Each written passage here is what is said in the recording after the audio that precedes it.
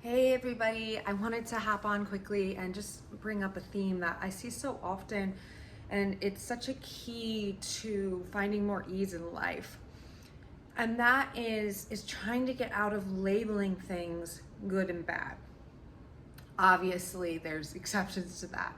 But we think like, "Oh, okay, I'm okay now because everything's going okay. Everything's going smoothly."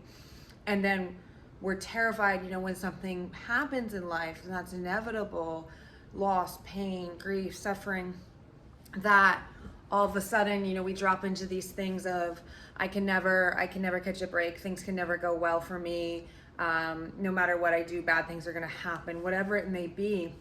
And if we can learn to just allow whatever's happening to happen without judging it as good or bad, because I always say, right, like, you're not going to be able to experience joy without the understanding of what pain is. You're not going to be able to really experience true pleasure without having a concept of what suffering is. And so life is full of contrast all the time, and unfortunately life has all sorts of ebbs and flows and an unpredictability factor to it in terms of loss, grief, and pain and all of those things. But there's this way when we're on these transformation journeys that when something goes wrong, we collapse into all of our old stuff again. And, I have been dealing with chronic bone issues in my feet. I have a bone issue, a bone disease technically. And I've had constant problems in my feet since my early 20s, and it's a joke when people see me in the walking boot. They always see me in the walking boot. It was basically a permanent accessory for the last decade. That's how often injuries happen.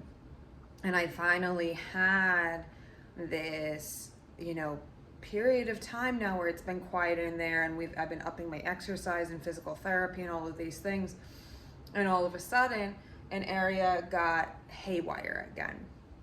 And when I was talking to him in physical therapy, and he was, relatively optimistic. It'd be more conservative side, having to stay in a sneaker strictly for 2 weeks, backing off exercises.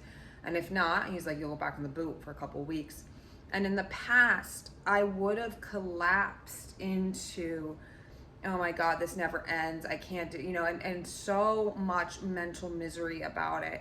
And the second everything goes, and it doesn't mean I'm a human, it doesn't mean that doesn't cross my mind for a second, and it does not mean we bypass emotions. Of course, if you need to feel your grief and you need to feel your anger, but it's staying out of the story.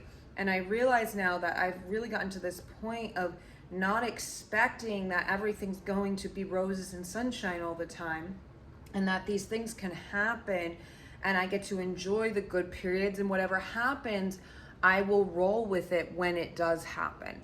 And I remember always being, and I see that so much with clients, in this pattern of like, I was okay as long as things were going well. And then as this stuff happened, I'd always collapse into the story of it never ends. I can't catch a break no matter what I do. Why can't I just have a minute of peace, whatever it may be. And that just keeps you going on that hamster wheel of the same story.